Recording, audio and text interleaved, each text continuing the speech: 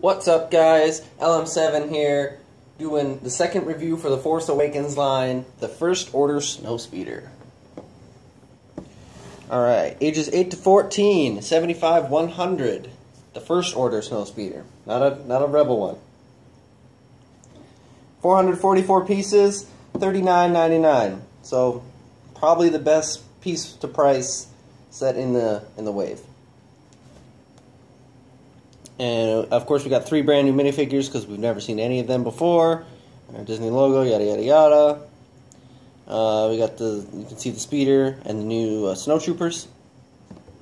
With of course the new Kylo Ren on the box. So here's the back, showing some details, schematics, all your accessories, and the features.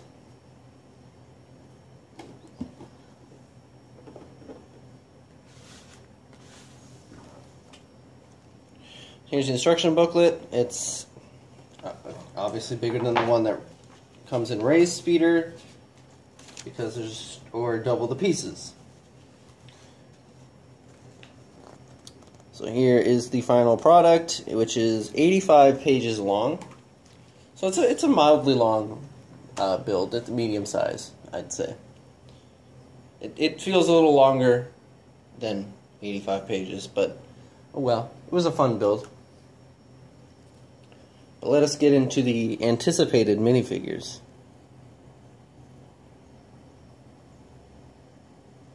There we go. So you get 2 of these in the set, and they are the brand new First Order Snowtroopers. So their body printing is a little different than the other Snowtroopers, but nothing too out of the ordinary for a guy in armor. But you can see he has a white belt this time, and he has white hands, so he doesn't have anything black other than the piece that holds his backpack on. And he has a felt waistcape. And just like all the other clone troopers, he's got a regular face. And here's a better look at the new helmets, which don't really show much. They pretty much just have the eye visor. They're very sleek, if you want to say. They're sleek for round, if you know what I mean by that. And then the only other minifigure is the officer snowtrooper. The only difference between him and them is he has the shoulder cape too, which is a pretty nice addition, and he has this bigger blaster. But other than that, he is the exact same as the other 2, which is very nice to have. And there we go. For a second it didn't focus back. So let's get into the Snowspeeder. First off, it's kind of a boat-looking design, and I really like the way it looked. Like, you know, the picture on the box doesn't show you that it's pretty tall, actually. That's just one thing that kind of caught me off guard. So obviously, like every other Force Awakens set, I'm gonna focus in a little bit here. There we go. So obviously, like every other Force Awakens set, there's quite a bit of sticker detail and all that fun stuff that everyone knows and loves and probably hates, but that's okay. So under the set, you can see that there is clear wheels, and if I hold it differently, there's 4 clear wheels, and you can obviously roll it around. So that's always nice to have. This has a stud launcher on the top of it, along with the fact that it can move up and down and swivel as I break it. Nice. It can swivel like this as well as move up and down like this. So you have free range to shoot whatever you want. X-Wings have you.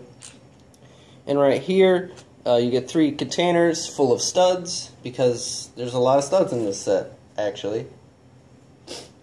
Excuse me. So right here you have the place where, you can't even see that, the place where the snowtroopers sit, and I will put them in there. I'd like to put the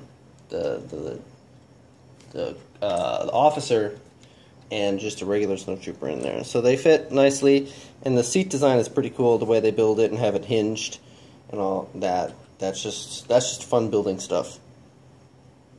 So, what else is there?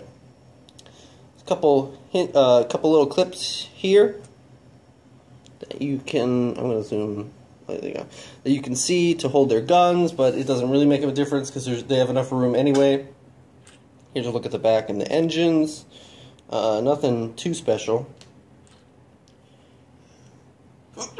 Excuse me. I apologize for that. So, just like the Snowspeeders that the Rebels used in the old movies, they have these little flaps on both sides. So, you know, when they're flying, and if they're going too fast, they can open the flaps and slow down. And they actually does show that on the box back there. So, it's always lovely to see all that. And those are, you know, just a couple little pieces. I like the fact that it's kind of built like this. There's an angle to it. It's not just a rectangle, like a lot of vehicles kind of are, in their own unique way, I guess.